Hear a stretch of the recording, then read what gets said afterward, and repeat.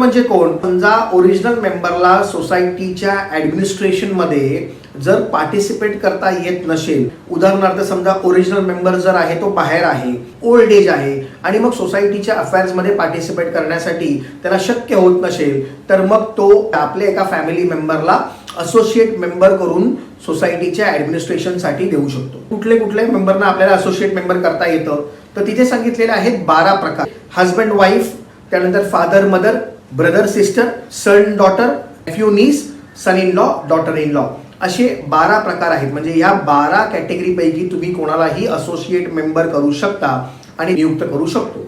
तो एक form, associate मेंबरचा form असतो, तो ओरिजिनल मेंबरने भरायचा असतो. असोसिएट मेंबरची त्याच्यामध्ये त्याची सिग्नेचर घ्यायची असते आणि तो फॉर्म आपल्याला सबमिट करायचा असतो हाऊसिंग सोसायटीला. आणि मग तो मान्यता मिळाल्यावरती associate member can join and participate in the affairs of the cooperative housing society.